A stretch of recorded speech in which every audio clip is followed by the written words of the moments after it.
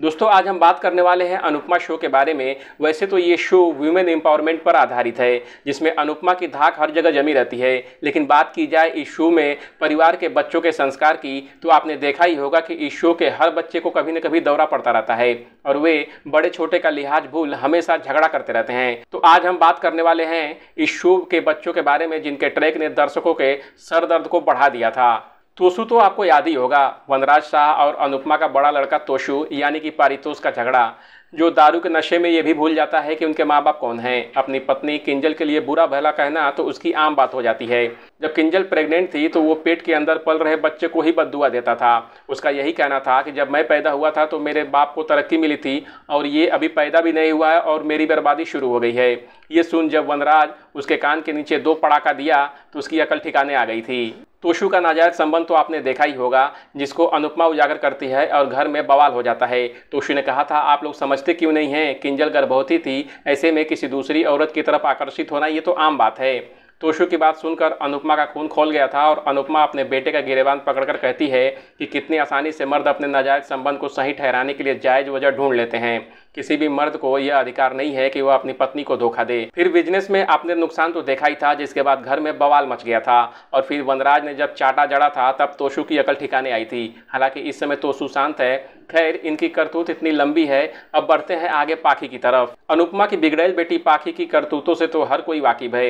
ये तो कॉलेज पढ़ाई के लिए कम, इलू इलू करने के लिए ज़्यादा जाती थी। उस समय अनुपमा अपनी लाडली को समझाने की पूरी कोशिश भी की थी। वह कहती थी कि यह प्यार की उम्र नहीं, करियर पर ध्यान देने की उम्र है। तू और अधिक अभी कुछ करते भी नहीं हो तो कमाओगे कहाँ से और खाओगे कैसे।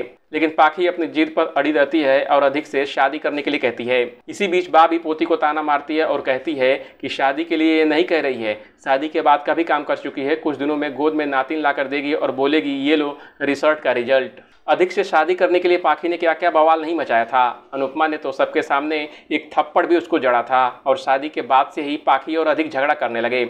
अब हाल ही के ट्रैक में अधिक और पाखी का बवाल दिखाया जा रहा है, जिसमें अधिक पाखी पर हाथ उठा देता है। अनुपमा और वनराज अधिक को वार्निंग देते हैं कि आगे से ऐसा किया तो ठीक नहीं होगा, लेकिन कुत्ते की पूंछ सीधी कैसे हो सकती है। फिर भी झगड़ा होता ही रहता है। वो अधिक के दिखावटी प्यार में ऐसे खोई है कि वो अपनी माँ की भी बेइज्जती करने से नहीं चूकती है। इतना होने के बावजूद पाखी अनुपमा को ही बुरा भला कहती है। वो कहती है, आप मेरे पर्सनल लाइफ में दखल मत दो, वरना मैं कुछ ऐसा कर जाऊंगी कि तुम्हारे पास पछताने के अलावा कुछ नहीं बचेगा। अब दिखाया ये जा रहा है कि पाखी कहीं गायब हो गई है। इसका इल्जाम अधिक अब अनुपमा पर लगा रहा है और बवाल जारी है। जिस दिन ये एपिसोड टेलीकास्ट हुआ था उस दिन तो दर्शक भी भड़क गए थे और बोलने लगे कि अगर अधिक और पाखी का झगड़ा ही देखना है तो ये शो को ही बंद कर दो।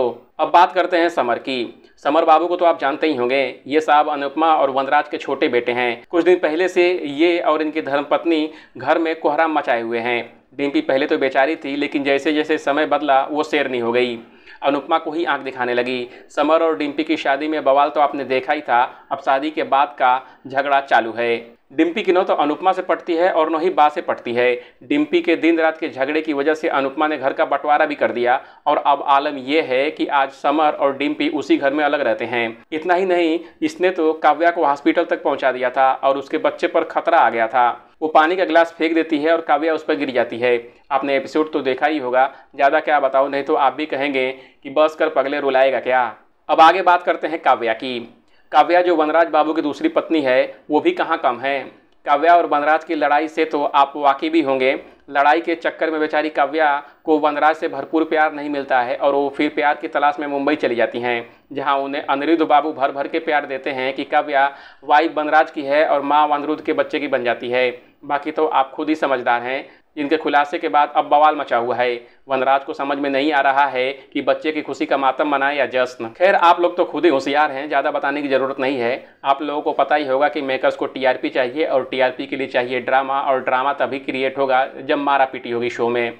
बाकी आपको ये स्टोरी कैसा लगा कमेंट कर हमें ज़रूर बताएं। बाकी अपडेट के लिए देखते रहिए एबीवी एंटरटेनमेंट। नमस्कार।